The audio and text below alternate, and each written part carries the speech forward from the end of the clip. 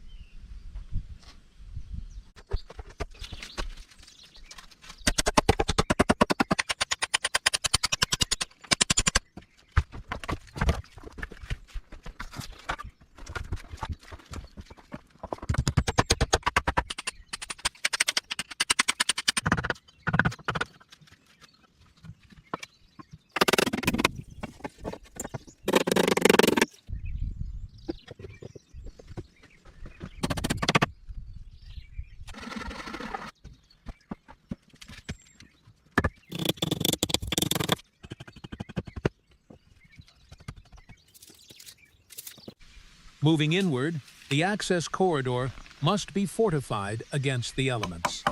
He anchors a solid wooden panel flush against the limestone, converting the open passage into a secure tunnel. A metal bracket driven into the stone prevents the timber frame from shifting under its own weight. To close the space off entirely, vertical planks are fastened together to form a heavy, continuous door. Measuring and mounting the hinges requires precise alignment. If the door hangs out of plumb, it will bind against the frame or swing open under gravity.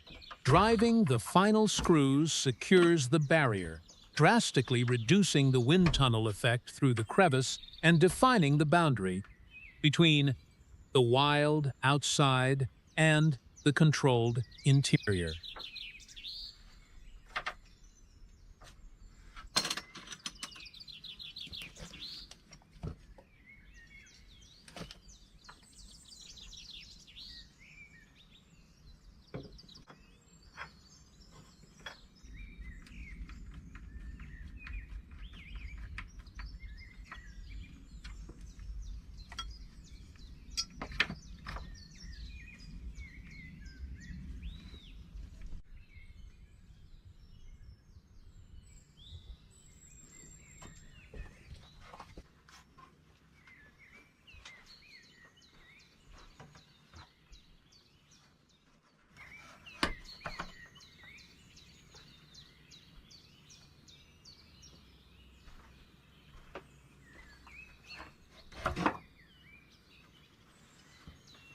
Above the main tunnel, the overhead span needs heavy reinforcement. The builder carves a deep saddle notch into a thick log before lifting it into place. This is a critical structural technique. A flat log sitting on a round post can easily roll or slip under pressure.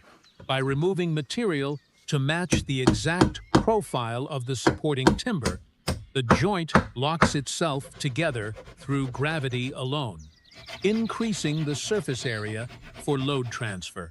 Maneuvering the heavy wood up the incline demands careful footing.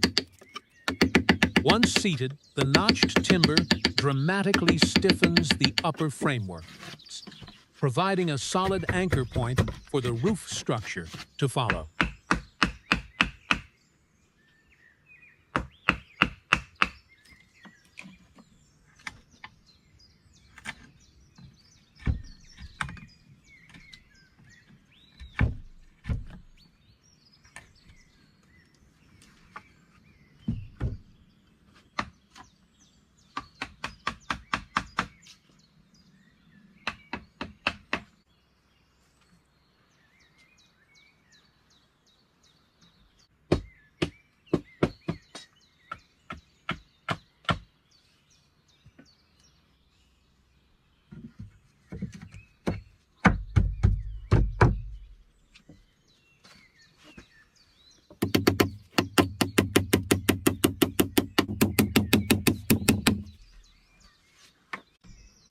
Down below, the platform railing gets a final structural tie before attention turns to the overhead elements.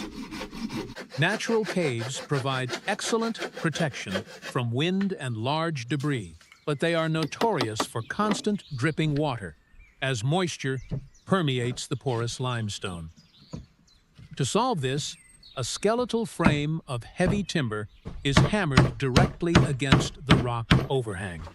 This timber provides a nailing surface for a crucial layer of defense. He installs sheets of white corrugated plastic against the uneven stone ceiling. The plastic acts as an impermeable moisture barrier, intercepting water that weeps from the rock and diverting it away from the living space. Choosing a white material also reflects the limited ambient light, brightening a space that would otherwise be swallowed in deep shadow.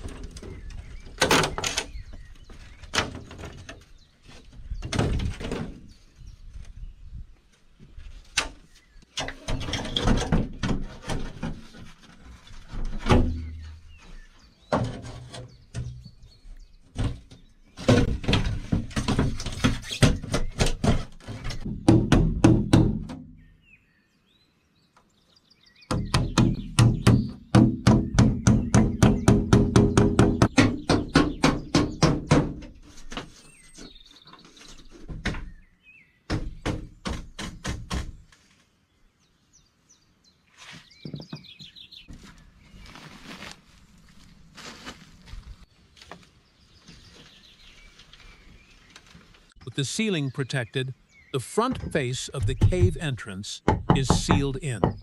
Horizontal logs are spiked directly into the framing to build a solid, load-bearing exterior wall. Leaving raw gaps would invite drafts, so the cladding is pushed tightly against the rock face to eliminate gaps. Above the rough-cut door frame, a thin strip of metal trim is nailed into place. This is called flashing. It serves a highly specific purpose, preventing rain from settling on the flat top edge of the wooden door frame, where standing water would eventually cause rot. The metal sheds water outward, ensuring the entrance remains dry and structurally sound for years to come.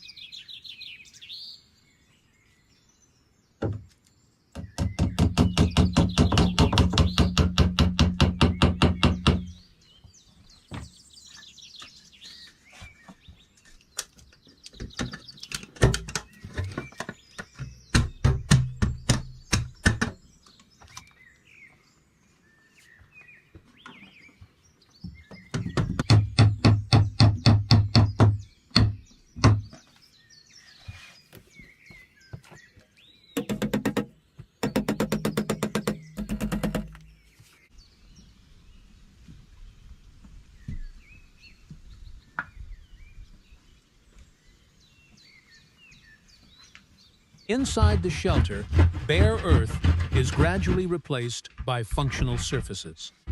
Planks are laid down to create a dry, elevated floor. Lifting the walking surface off the cold dirt significantly improves thermal retention inside the bunker, while also keeping gear free of mud. The rugged stone walls offer little utility on their own, so simple pine shelving is anchored directly into the rock. Driving fasteners into stone requires finding natural fissures that can grip the metal. These small additions transform a hollow cavity into a highly organized living space. utilizing vertical real estate to keep the limited floor area completely clear.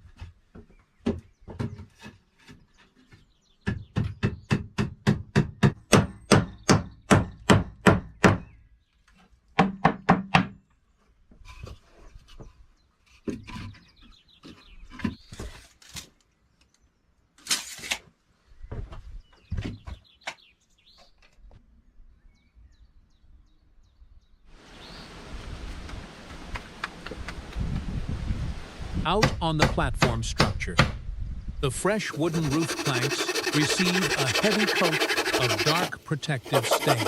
Untreated pine degrades rapidly when exposed to mountain rain and intense ultraviolet light.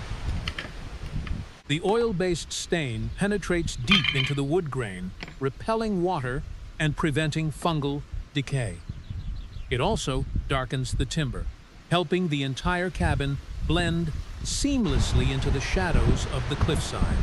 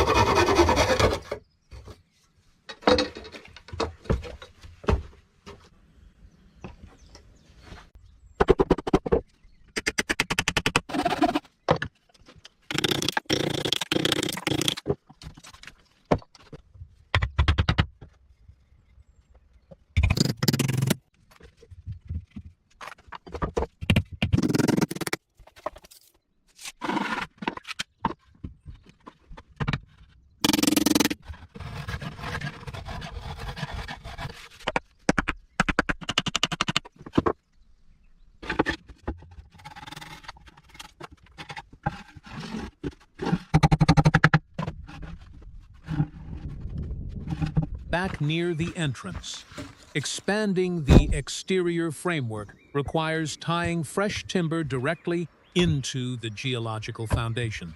The builder uses an axe to drive a wooden wedge between a horizontal support beam and the stone. This creates an outward pressure lock, stopping the log from vibrating loose during high winds. Further along the wall, he employs a hammer and chisel to carve a shallow mortise straight into the limestone. Round logs tend to slip against smooth, sloped rock. By creating a flat, recessed pocket in the stone face, the new support post will have a permanent mechanical stop, transferring the heavy weight of the roof load safely into the earth.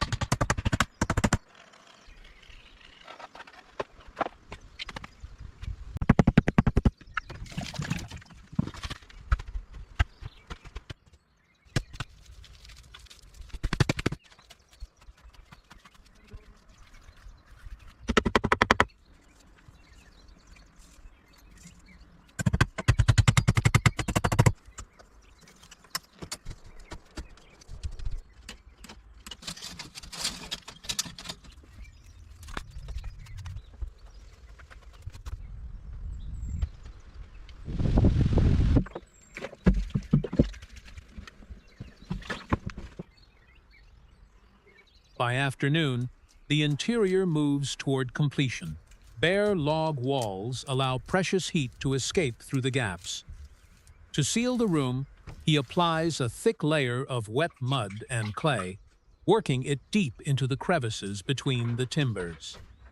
The dense earthen plaster cures into a solid, draft-proof mass that acts as excellent thermal mass.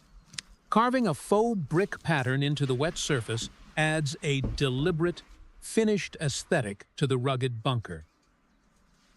Finally, a small square of translucent plastic is pressed into a window frame. Glass would easily shatter here, but the flexible plastic allows soft daylight to enter while keeping the harsh elements firmly locked outside.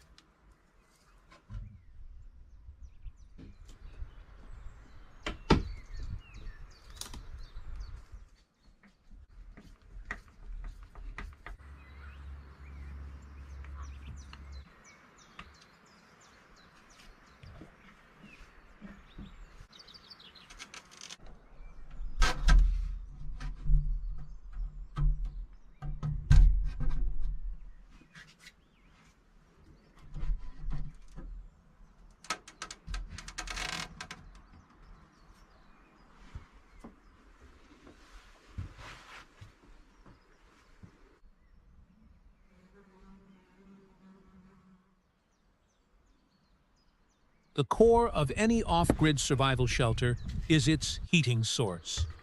A traditional clay oven has been sculpted directly against the rock wall. He seats a flexible metal chimney pipe securely into the top of the mud dome.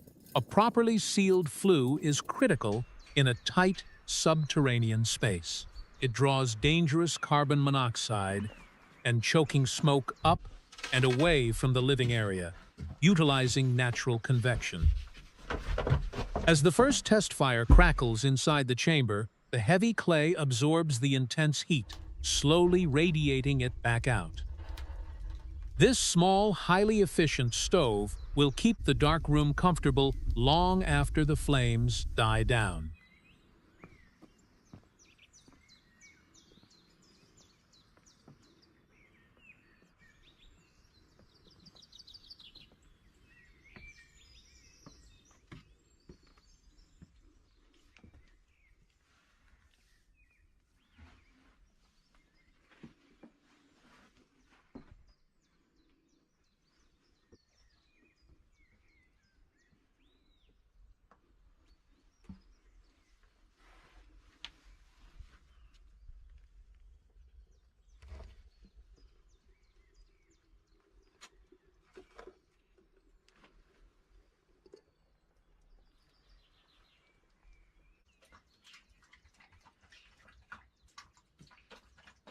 Night falls over the valley, plunging the mountains into total darkness. Inside, the shelter operates exactly as designed. Thick earthen walls, heavy timber, and solid stone combine to trap the warmth of the fire and the flickering candlelight. A hot drink marks the end of a grueling construction process consumed in absolute quiet. The raw crevice is gone, replaced by a secure, weather-tight bunker built to withstand the extremes of the high terrain. Retiring to a heavy sleeping bag, the builder is surrounded by the results of his own labor. In the end, structure, landscape, and daily routine operate as one system. It is a place that produces, protects, and sustains itself.